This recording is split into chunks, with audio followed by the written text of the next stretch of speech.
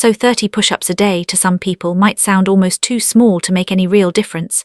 But there's a reason this one humble movement has quietly become one of the most studied predictors of how long and how well a person is going to live. It costs you nothing.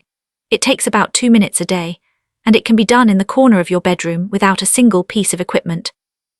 And yet the changes it sets off inside your body reach all the way down to your blood vessels, your metabolism, your cells. So in this video, I'm going to walk you through the 7 specific things that happen when you do this every single day. And I mean every single day. And every single one of them works by affecting your physiology at the very lowest level, the level where disease is either prevented or allowed to take hold. And if you stay with me until the end of this video, I'll also explain exactly how to approach this movement if you can't yet do a full push-up, because there are several ways to modify it and still get the vast majority of the benefits. So wherever you're starting from, whether you're 20 or 50 or even 80, this video really does apply to you. Now, before we get into the specifics here, it's worth pausing on why this sort of thing even matters, because the answer really is about how far we've drifted from the life our bodies were built for. So, think about how our ancestors lived a few hundred years ago, or think about your great-grandparents, how they would have lived. They would have been lifting and carrying and hauling things and pushing and dragging heavy things for most of their waking hours. Their muscles were literally under constant load throughout the day, simply as a condition of staying alive. But the modern world has quietly erased almost all of that. We do not need to lift anything to survive anymore. We sit down to work like I am now. We sit to travel. We sit to relax. And a body can now go through an entire day barely challenging a single muscle. But our physiology hasn't changed to match that. It still expects that daily load. And when it doesn't get it, things begin to break down. So 30 push-ups a day is, in a very real way, giving your body back a small piece of that demand it was designed to thrive under. So the first one is that you start building the muscle that actually keeps you independent later on in life. So every time you lower yourself and then push back up, you are loading your chest, your pecs, your shoulders, your triceps, and your core all at the same time. Each repetition creates a small amount of mechanical stress inside those muscle fibers, and that stress is actually the trigger for everything else that follows. When you load a muscle like that, it switches on a pathway inside the cell called mTOR. And the simplest way to think about mTOR is as a master switch for building muscle.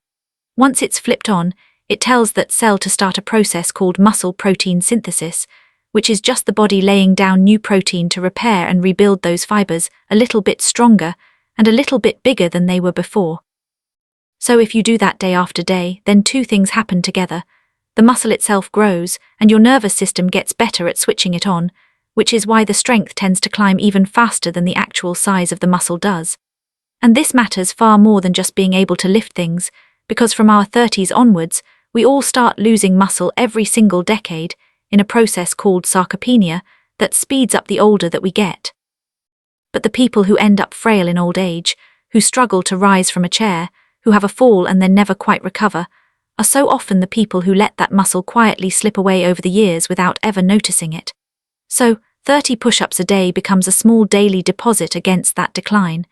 You're protecting the very strength that will let you stay independent and keep living at home and capable into your 70s and 80s. And that independence, when you really think about it, is one of the truest measures of a long and good life. The second one is that your heart gets a really good workout out of this, which is something that most people never really expect from a push-up. People think it's got to be cardio, but no, push-ups are great as well. So when you push your whole body weight up off the floor, those large muscles in your upper body, so again, your pecs, your delts, your triceps, your core, all of these have to contract really hard. And the moment they do, they demand a sudden surge of blood and oxygen to keep going. Your heart feels all of that and answers it by beating faster and pumping more forcefully. So if you string 30 of these movements together, then you've given your heart a genuine, if brief, piece of work to do. And over the weeks and months, it adapts to that by becoming more efficient, moving more blood with every single beat. This is exactly why a large study following firefighters, specifically published in a major medical journal a few years ago, discovered something quite striking. The men who could manage more than 40 push-ups in one go went on to have dramatically lower rates of heart attacks, strokes, and other cardiovascular problems over the following decade than the other men who could only manage fewer than 10 push-ups. And I'll put a link in the description below. Their push-up capacity actually actually predicted their future heart health better than a treadmill test did. So when you train towards 30 a day, you're quietly training this one organ that has to keep going for every second of the rest of your life. The third one is all about your bones. Now your bones actually get a signal to stay strong, and it's one of these ones that you can't really actually feel happening when you do it. So bone, as a lot of people think, isn't this sort of dead, static scaffolding that most of us picture. It is living tissue. It is constantly being broken down and then rebuilt, and your body decides how much to invest in it based on the demands you place on it. So when you do a push-up, and your muscles pull on the bones of your arms and your shoulders and your chest, all of that force sends a clear message to the cells that build bone. It tells them that this skeleton is being used, so you need to keep it really dense and keep it really strong as well. But if you take that signal away, and you're just sedentary, you don't really move much, then that bone slowly thins down instead, particularly after middle age, and particularly also in women after the menopause. And that is the road that quietly leads to something called osteoporosis, where a fall that should have been nothing instead shatters a hip or one of your wrists. So, a daily dose of loaded movement like this is one of the very few things that actively tells your bones to hold their ground. And strong bones later on in life are so often this line between a stumble that you simply brush off and a fracture that changes everything that follows. The fourth one is that your blood sugar becomes much easier to control, and this one reaches right into your metabolism here. So your muscle, as you know, if you've watched at least 2 of these videos, is the single largest place in your body for storing and also burning glucose, which is the sugar floating around in your blood. Now normally, to get that sugar out of your blood and into your cells, which is what we want because remember, glucose that's too high for too long in your blood can cause nasty things that lead to heart attacks and strokes, your body needs insulin. Now the way that works is the insulin acts like a key, and when it arrives, it brings little doors called GLUT4 transporters up to the surface of the cell, and those doors are what let the glucose in. The clever part, though, is what happens when you contract a muscle. Now, muscle contraction brings those exact same GLUT4 transporters to the surface all on its own, completely independently of insulin. So, every time you work through a push-up, your muscles are pulling sugar straight out of your bloodstream without needing any insulin at all to open up the door for them. And quite simply, the more muscle that you carry, the more regularly you put it to work, the more efficiently your entire body handles sugar across the entire day. And that turns out to be enormously important because chronically high blood sugar and the insulin resistance that travels with it sit right underneath type 2 diabetes. And over the decades, they quietly chip away at your blood vessels, your kidneys, your eyes as well, and your nerves in your hands and feet. So by building muscle and actually using it often, you're effectively giving your body a bigger and far more responsive system for keeping blood sugar where it should be. 30 push-ups a day obviously will not ever replace eating well, but as a daily habit, they nudge your metabolism in a direction that protects you against one of the most common and life-shortening conditions that we face. The fifth one is that your posture and your core start to transform. So a proper push-up isn't just an arm movement, like a lot of people think, to hold your body in that straight, rigid line all the way from the top of your head down to your heels. Your deep core muscles, your glutes, and the long muscles running either side of your spine all have to switch on and stay switched on for the entire repetition. Basically, every push-up that you do also doubles up as a moving plank. So keep training those day after day, and those stabilizing muscles grow stronger. And as they do, they start to draw your shoulders back and support your lower back as well, and gradually lift you out of the hunched, collapsed posture that so many of us sink into, after years sitting at a desk. And this goes well beyond just looking better. A strong, stable core shields your lower back from exactly the kind of injury that can put somebody out of action for weeks at a time.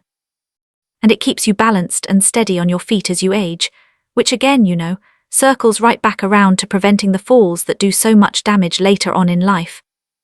Now the sixth one is all about your brain this time.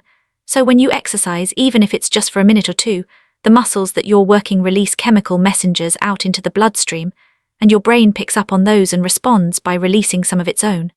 So you get a rise in endorphins and other mood-lifting compounds, and alongside them, you also get a substance called BDNF, brain-derived neurotrophic factor. Now you can think of this almost like a kind of fertilizer for your brain cells. BDNF helps your neurons stay healthy, it encourages them to form new connections, and it helps them to resist the slow decline that creeps in as you get older. So a daily set of push-ups isn't only reshaping your body, it's quietly feeding your brain at the same time. People who keep exercising regularly throughout their lives go on to have measurably lower rates of dementia, but also depression as well, and also a noticeably sharper mind well into old age. And on a much shorter time scale, a small burst of effort first thing in the morning tends to leave you more alert, steadier in your mood as well, and better able to ride out stress for the hours afterwards.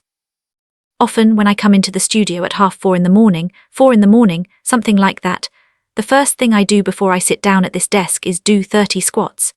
It's just something that helps to wake me up, and honestly I can feel a real difference in how alert I am and how much I can concentrate.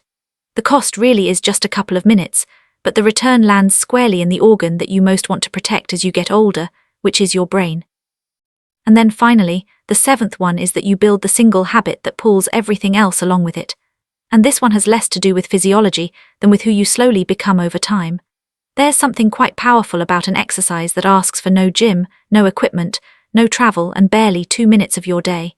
It strips away just about every excuse you could reach for, which means you can actually do it every single day. And that daily consistency is where the real magic behind all of the changes I've described actually lives. None of these adaptations come from one heroic session that leaves you wrecked, 2 hours in the gym before work. They come from showing up in a small, repeatable way, again and again, until your body simply has no choice but to change and improve over time. And there's actually a really clever way to get even more out of this, which is to split your 30 push-ups into 2 smaller sets, say 15 in the morning and then 15 later in the day. The reason that helps comes back to that mTOR switch that I mentioned earlier. So when you stimulate the muscle, that build signal stays switched on for somewhere around a day or two. And a moderate set of push-ups is just enough to flip it on without breaking the muscle down so heavily that you'd need days of recovery, like a hard gym session does. So, by giving the muscle a second nudge later on in the day, you essentially top that signal up and keep that building window open more over time. And once you've proved to yourself that you can hold down one daily habit, it has a way of spreading into everything else. People who start with their 30 push-ups so often find themselves walking a bit more, sleeping a little bit better, eating with a bit more care, almost without ever consciously deciding to. Basically, the push-ups become the first thread that you pull, and a whole healthier life slowly unravels from it in the best possible way. Now, if you're not able to do a full push-up just yet, then that is completely fine. And the good news is that you can still get a large majority of everything that I've talked about in this video just by simply modifying the movement a bit. The easiest place to start for most people is to get up into the press-up position, but instead of resting on your toes, just rest on your knees instead. And what that does is it keeps the same exact pushing pattern, but it takes a good chunk of your body weight out of the equation. So it's a bit easier on your shoulders and your chest and your arms.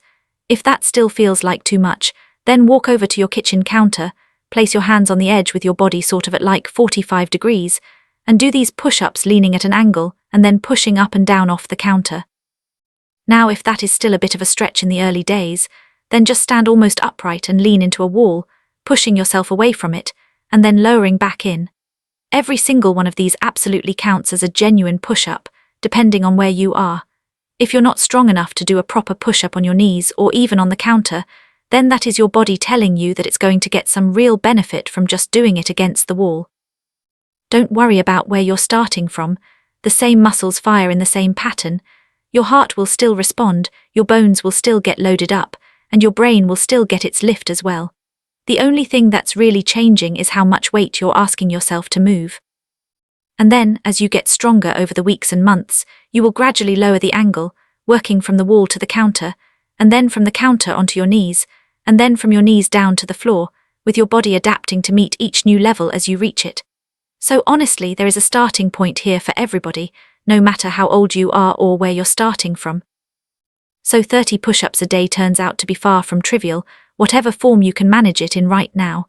You're holding on to the muscle that age tries to take from you, you're giving your heart real work to do, you're telling your bones to stay strong, you're helping your body to deal with sugar, you're pulling yourself up out of that hunched desk posture, and you're feeding your brain at the very same time.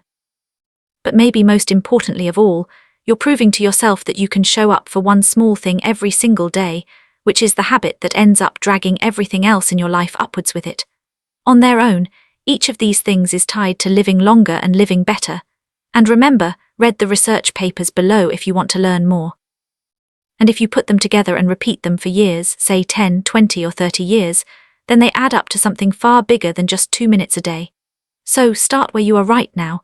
That can be against the wall or on the counter or on your knees or flat on the floor if you're strong enough. It genuinely doesn't matter which one. What matters is that you start today and that you come back and do it again tomorrow. Just remember that the strong and sharp and independent version of you in 10 or 20 years' time isn't built in one occasional gym session. It's built on the stuff that you do every single day.